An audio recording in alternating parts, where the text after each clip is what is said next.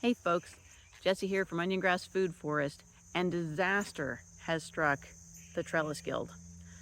So, it's not all disaster, but let's take a look.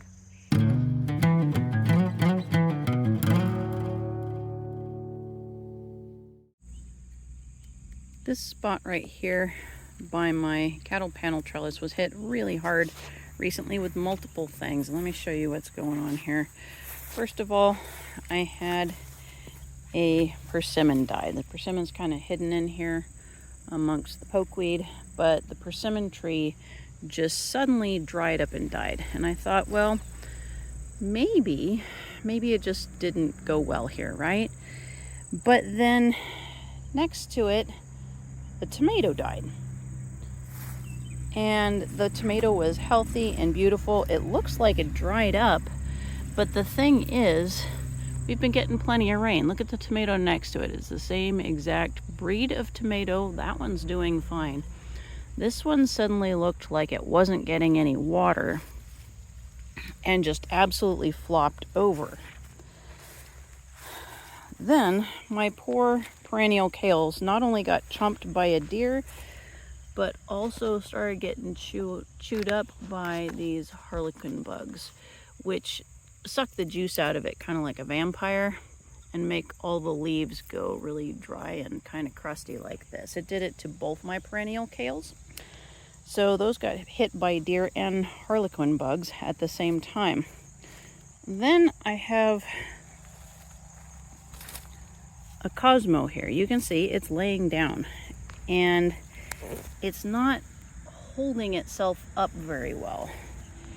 And if you look at the Cosmos that I have elsewhere, they don't have that problem. All right, I got great big beautiful plants holding themselves up very nicely. And all of these things together, between a Cosmos suddenly falling down and a persimmon just dying out of the blue. I have another persimmon over here doing just fine. That one right there. And this tomato just flopping over kind of makes me wonder if I have a little friend in the soil, maybe something chewing roots, because also I had a ground cherry that flopped as well, and we've been getting plenty of rain, so these plants should not be looking like they're not getting water. So I've had multiple plants flop and or die. So I think I need to do some investigation over here and see if maybe I can find a gopher hole or what is going on in the soil here. The other possibility, though, this is the rootstock now growing out of the persimmon, and you can see this is not a healthy rootstock. The leaves are curling.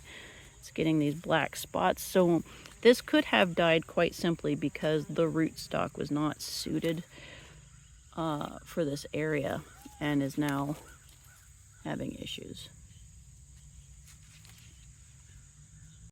To be honest, I'm really surprised that a persimmon died here, because persimmons are native to Tennessee.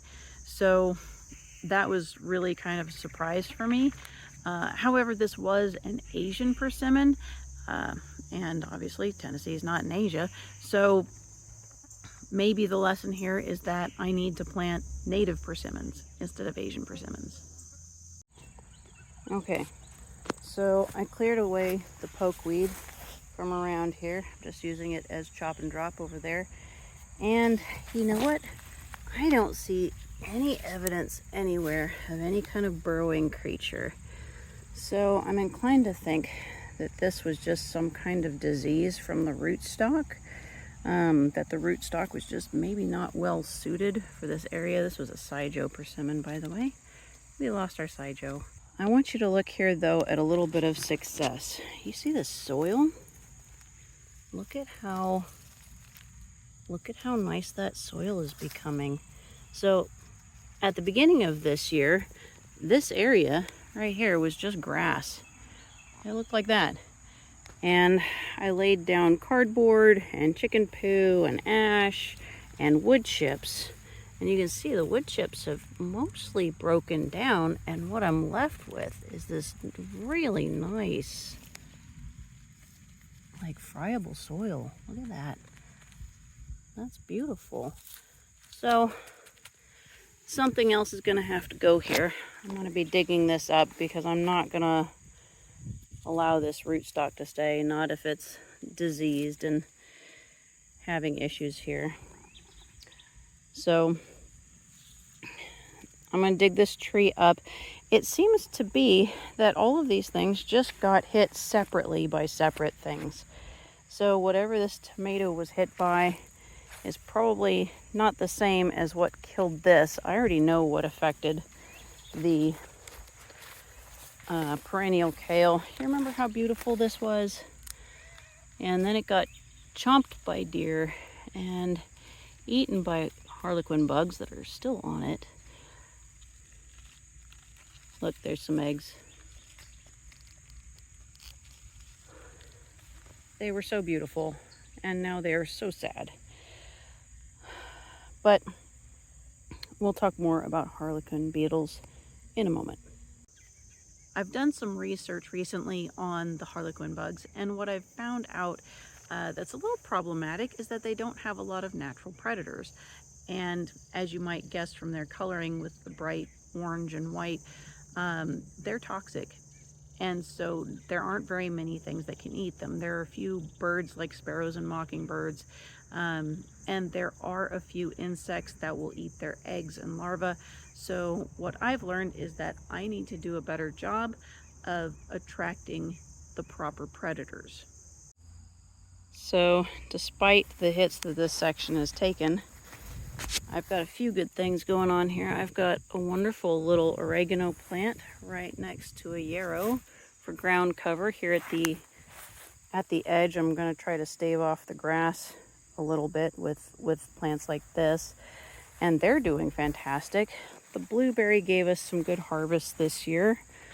I don't remember what kind of tomato plant this is, but it is lush and beautiful and about to start producing. It might be one of the wildling tomatoes I got from Joseph Lofthouse's collection through the Experimental Farm Network, so we'll see what that turns out to be.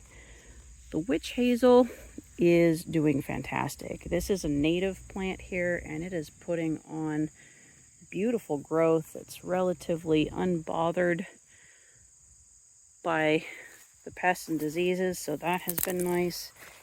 And got a dahlia coming up. This one's pretty. And this was, well, everything in this bed is in its first year with the exception of the persimmon and the witch hazel. So it looks pretty, but not so much next to a fallen cosmo, which is still being stubborn and blooming anyway.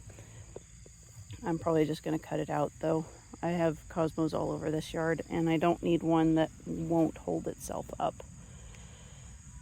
So this section has definitely taken some hits. It's got some good things going on, like this little bundle of dahlias and the witch hazel.